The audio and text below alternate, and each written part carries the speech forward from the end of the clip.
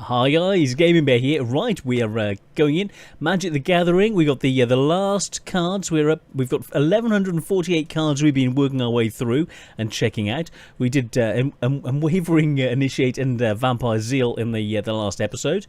And let's see what we've got next. So, Vanquish the Weak, a black instant, 2 mana and of any kind and black. Destroy target creature with power 3 or less. Useful. Then Vedalken Blade Master, Prowess, 2 colourless in the blue to give you a 2/3. So he gets the bonuses when he attacks, which is very, very useful. Let's have a look. Verdant Automaton, 2 mana to cast to get a 1/2 creature. Construct, let's have a look, and 3 mana and green, put a 1/1 counter on Verdant Automaton. Very, very nice, and it's a permanent. It doesn't go at the end of the turn. Very, very useful. Violent Impact. Now I've been drawing some of these in tournament play, just getting into events and just constructing your deck from the drawing, seeing what you get, and I've drew a couple of these to go into my sideboard. Violent Impact, destroy artifact or land, and it cycles. So yes, very nice sideboard card, unless you're going for a land destruction or artifact destruction, when it could be even more useful, especially with the land destruction, if that's what you're going for. Now, Wall of Forgotten Pharaohs, artifact, 2 mana to cast for a 0/4. Nice wall. Defender. You can tap it. Wall of Forgotten Pharaohs deals 1 damage to target player. Activate only if you control a desert or there's a desert in your graveyard. So very, very neat, but you need the desert, otherwise this won't rock and roll to do the additional damage. It's still a 0/4 wall for 2 mana, which is still pretty good. Then we get Wanderer of Death. 2 colourless, 1 black. Sorcery. Return up to 2 creature cards from your graveyard to your hand, and it cycles. So graveyard manipulation, very, very nice. Wasteland Scorpion. Now it's got Death Touch, really neat. 3 mana, 2 colourless, 1 black for a 2/2 creature which cycles, and it's got Death Touch. A lot of options, so this is a nicely costed card. Then we get Watchful Automaton, which can get it's 3 mana to cast. It's a 2/2 artifact. Artifacts generally are a little bit more expensive, but you can use any mana for them, which is really good. Then you've got 2 colours and 1 blue to scry, so you can look at the top card of your library. Very, very neat for getting it out. You've got a creature, and you can check what card's coming next, so you can work your strategies and see what you're doing with your card manipulation. Very, very neat. We then come to Water Trap Weaver. 2 colourless, 1 blue for a Merfolk Wizard, 2/2. Pretty nice. When it enters the battlefield, tap target creature an opponent controls. That creature doesn't untap during its control's next untap phase. Now, if you were able to bounce this in and out, you could constantly bounce it back, replay it, relock down the creatures your opponent has, and slow their deck down. Very, very, it's very useful. A lot of opportunities. It's very, very neat. Then we got Wayward Giant. 4 colourless and 1 red. It's a lot to cast it, but it's a 4/5 creature. Giant creature. It's huge, and it's got menace. Very, very nice. Then Welder Automaton. 2 mana for a 2/1. Not bad at all. And 3 colourless and a red. Wielded deals 1 damage to each opponent. So you can use that. You don't take any damage, and you can just slowly build up those points. Attack with it. Do whatever you need to. And use that additional damage to just keep pinging essentially your opponents. Very, very nice. And there's no limit on it, so it doesn't say just do it once per turn. As long as you've got the mana, you can keep pumping this. Really, really neat. Then we've got Worldfast Monitor. Lizard, 3 mana for a 3/2. On its own is really nice, but for 1 red, it gets menace until the end of the turn.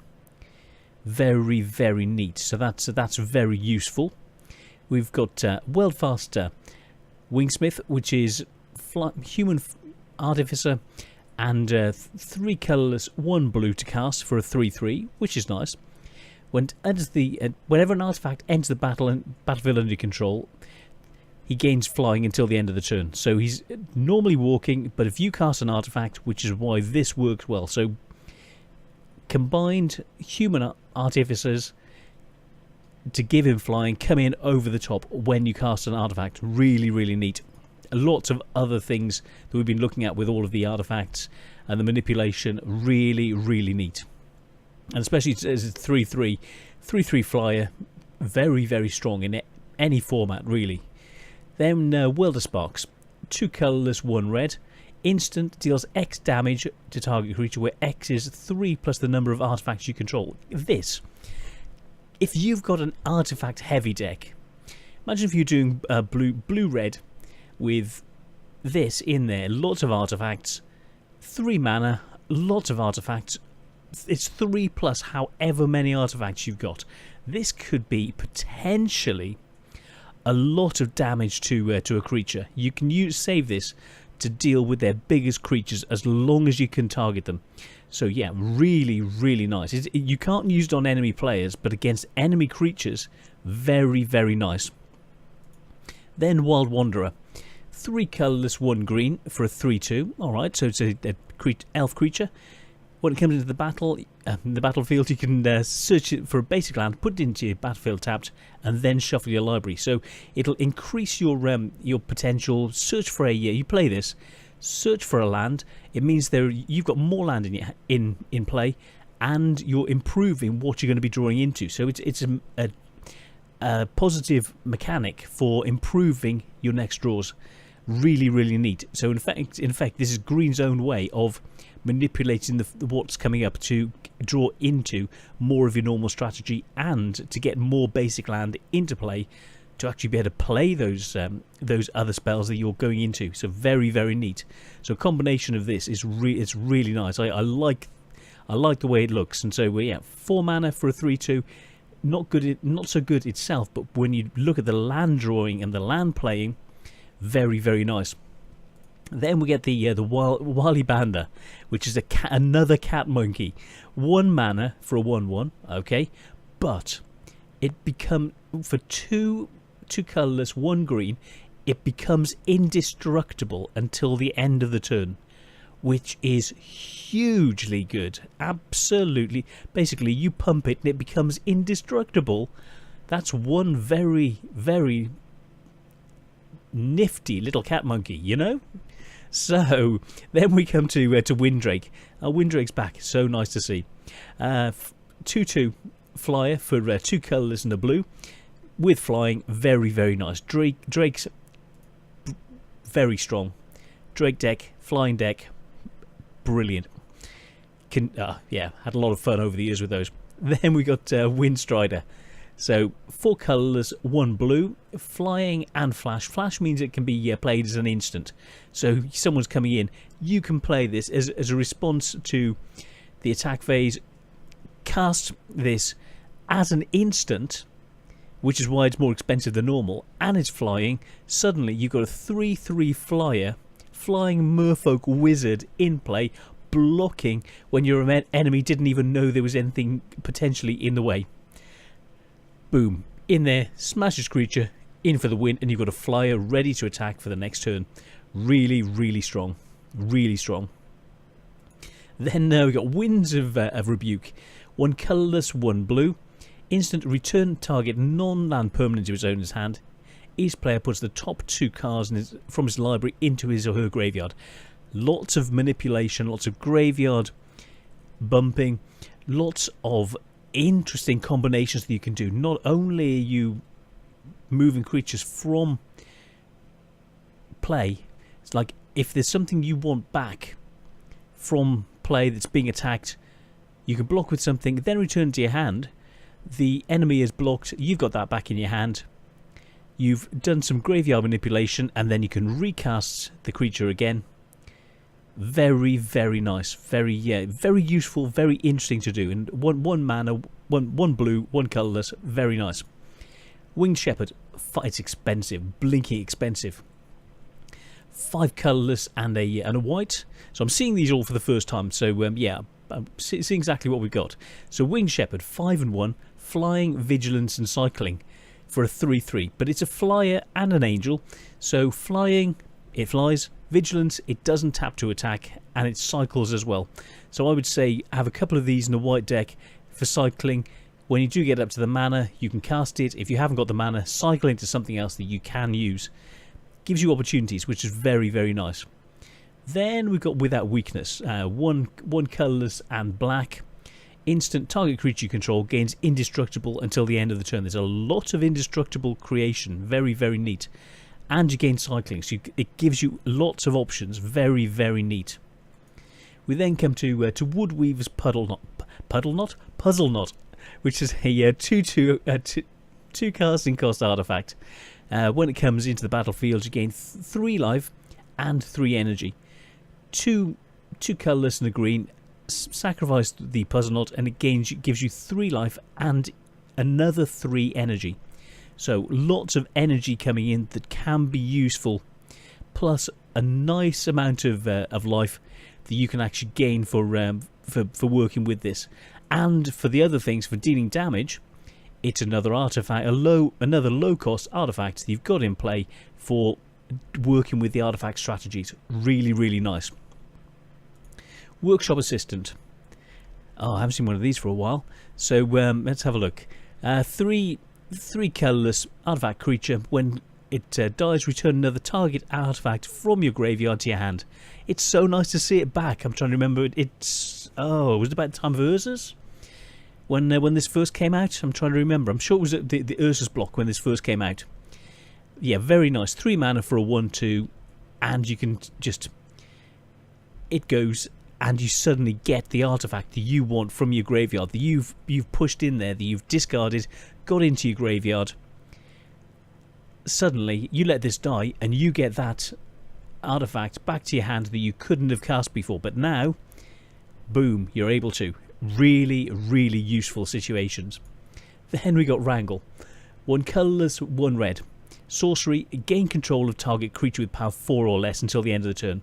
And tap that creature, it gains haste until the end of the turn. I've had this used against me. I haven't had any until now. It's a strong card. 2 mana to gain control of a creature until the end of the turn.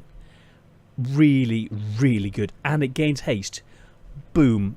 4 power or less, and it's yours. Strong card. Very, very nice. I like it. Had it used against me, I've seen how powerful it is. So yeah, let's have a look. Wretched Camel, 1 colourless, 1 black. Wretched Camel dies if zombie camel. When it dies, if you control a desert or there's a desert in your graveyard, target player discards a card. So it's nice. It gives you the discard ability, and it only affects the enemy, but you need to have deserts. So it's got to be in this sort of constructed deck that you work with deserts. Pretty nifty. Then we've got some land, 40 basic land, 40 of each type, and that's it. Oh, and 2 event tickets, which is nice. So that was all of the that entire deck. So let's have a look. Collection. Give me a second. So that is the box. And look at this. I've still got 3 unopened boosters from Onslaught. Oh, I will open these at some point. Let's have a look. So collection cards. How many am I running at the moment? Standard. Let's open this up.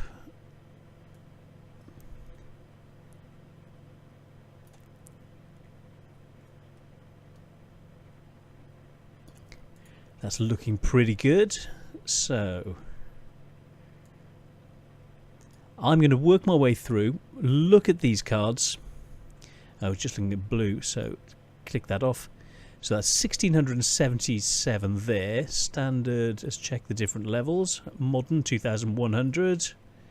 Legacy, 5. So I'm up to 5050. 54. Yep, so I'm looking 5,000 cards now. So it's starting to get somewhere.